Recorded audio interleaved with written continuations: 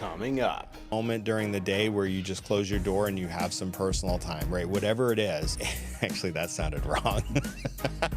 You close your door and you just have a mental break is what I should say. I might cut. Tell me if you've ever pondered this before, right? You're looking around, maybe you're at an all hands meeting and you see a bunch of people on stage, the leaders of your organization, and you're like, how the heck are they so successful in their career? So that's what we're talking about today. We're talking about 9 different mindsets that high achievers absolutely live by and how you can apply them to start using in your life today.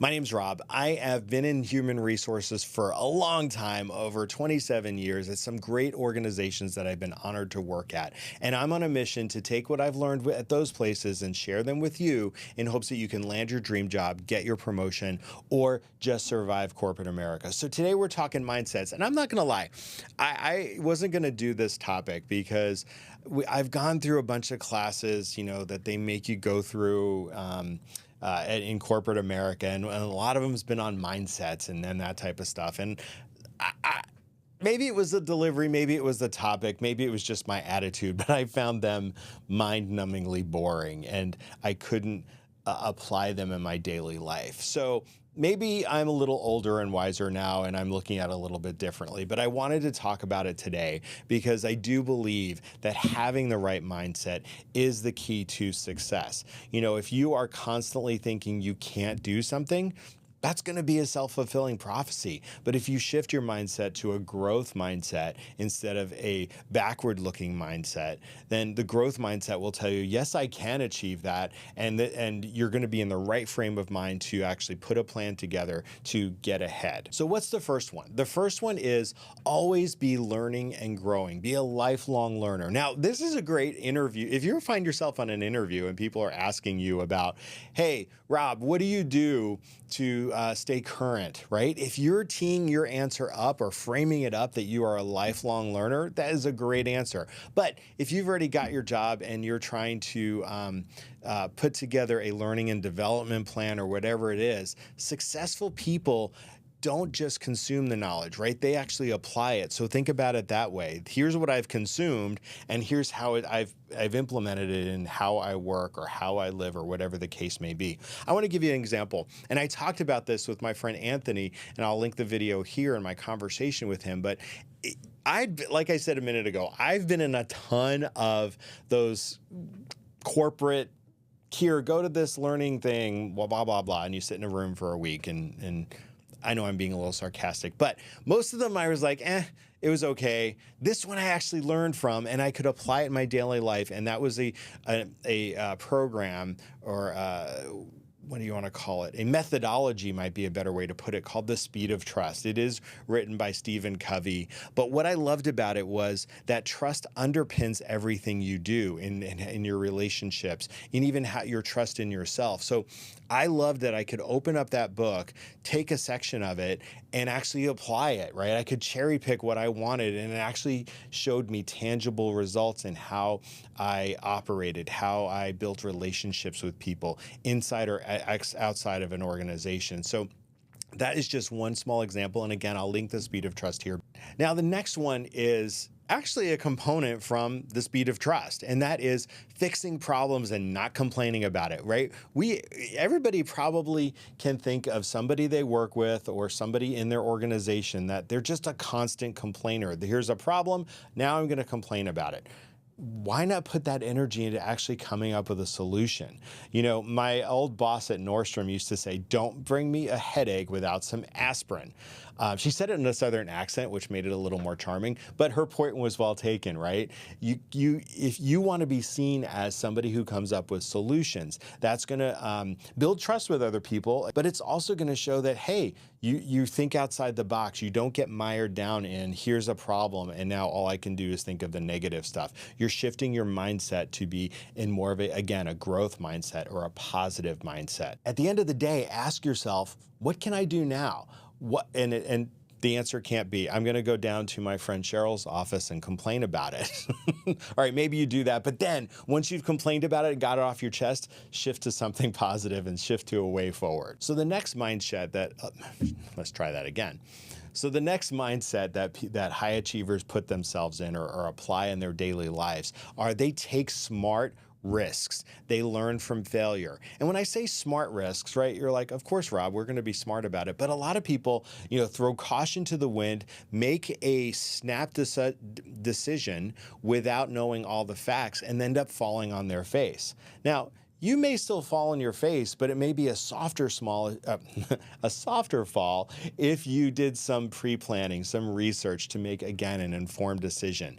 Don't be reckless. That's my advice here. And now the other thing, don't worry about the word failure. People love a comeback story, right? And it's, there's that old cliche, but I'm going to say it's not about getting knocked down. It's what you do when you get back up. And that is how high achievers operate. Yes, they learn from their failures. They may fail quick, and then they bounce back from that and then turn that narrative around and turn that into some positive momentum forward. A lot of times that failure will be the thing that propels or the tipping point to where you actually accelerate what you're trying to do. Failure is part of success. It's not the opposite of it. So the next one is about setting clear goals and working on them daily. I remember in one of my earlier jobs, I'm a completer finisher. I love checking things off my to-do list. So what would happen was I would just throw all my energy into the first task on my to-do list, no matter how long it took or how complex it was. And then I'd ignore all the other stuff that's on my plate as well, which is a problem. So it was obvious advice, but my leader at the time, she's like, look, you have to move everything forward at the same time. Again, it was kind of obvious. I couldn't see the forest for the trees. I was just focusing on, okay, this is the biggest priority. I'm going to throw my energy here, finish it, and then move on. Until I had that conversation with her, that wasn't even in my world to do. And then once I was like, okay, now I have to push all this forward. How am I going to do that? I need to start setting some goals. I need to do some calendar blocking so I can actually feel good about myself and reward myself for, yes, I did this part of it today, check. I did this part of it tomorrow, check. And then I've moved all of these chess pieces forward.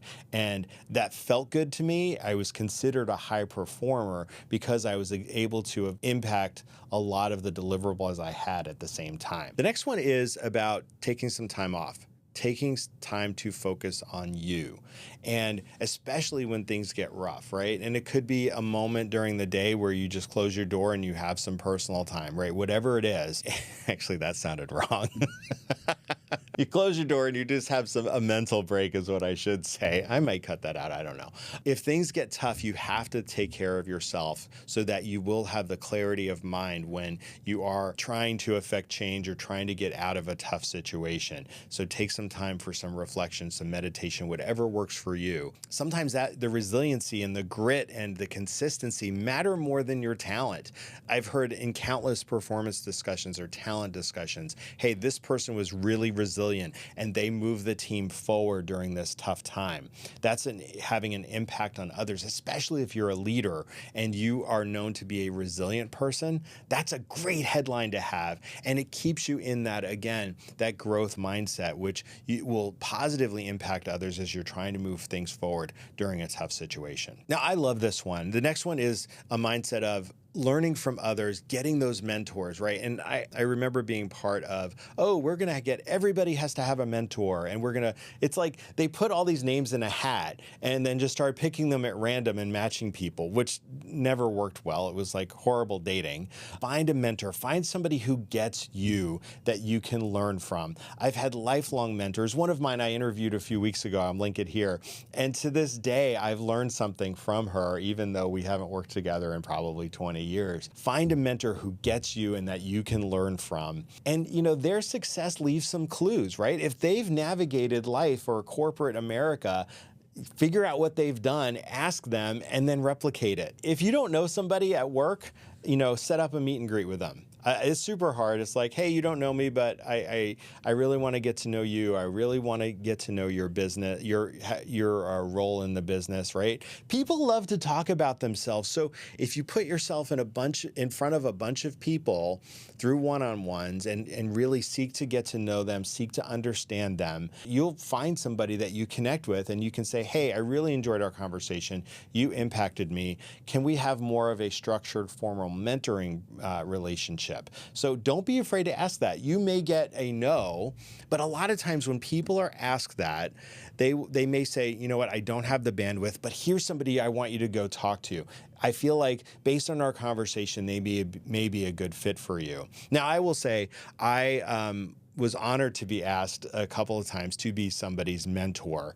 And I think I got as much out of it from them as they got from me. So it was a super rewarding relationship. So at the end of the day, go find a mentor, go learn from them, and you'll be better for it. All right, the next thing that high achievers focus on, and we see this in influencers, right? On Instagram, if you're scrolling, right? You see these super successful people, and a lot of times they are working out. They're focusing on their diet. You know, there's one guy, his name is Dan Martell, and a lot of his stuff online, his videos and stuff is him working out, is his meal program, right? Because he's taking care of his health. He talks about his mental health. You will see that they actually carve out time in their days to focus on their health and themselves. And that puts them in a better headspace so that when they attack their business or whatever they've got going on, they're in a better headspace to deal with it and they have clarity of thought. So make health a priority. It's not always about having a six-pack.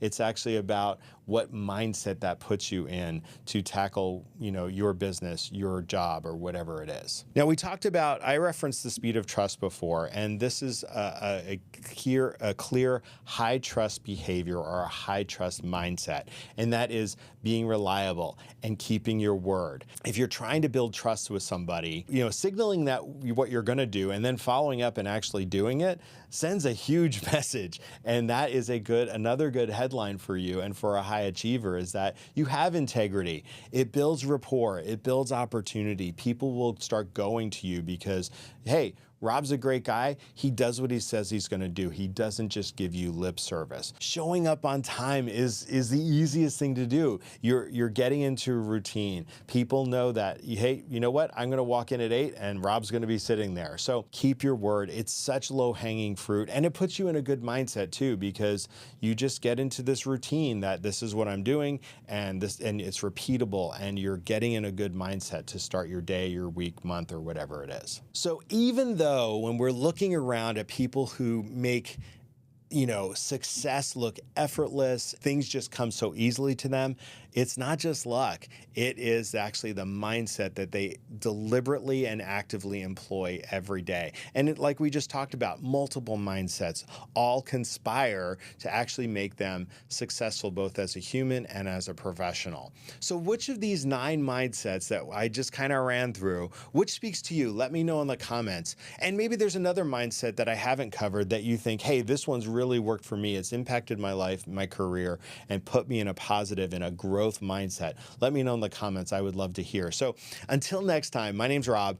And again, I wish you well. I hope your career is going well. I hope you found this helpful. And if you did, I would be absolutely honored if you would like and subscribe to my channel. It is a bit of a passion project to me. I've seen some momentum lately, and I'm really loving all of the comments and engagement from people across the globe. So please like this video, subscribe to the channel, and let me know in the comments how you're doing. And until next time, good luck and take care. As you can see today, I've got a little helper and I'm on a mission and I'm on a mission to take what I've learned at those, you know, you've probably seen people use, This video was recorded and produced by Just Talk Studios, the premier video podcasting studio in Bellevue, Washington. Visit justtalkstudios.com to learn more and book your session today.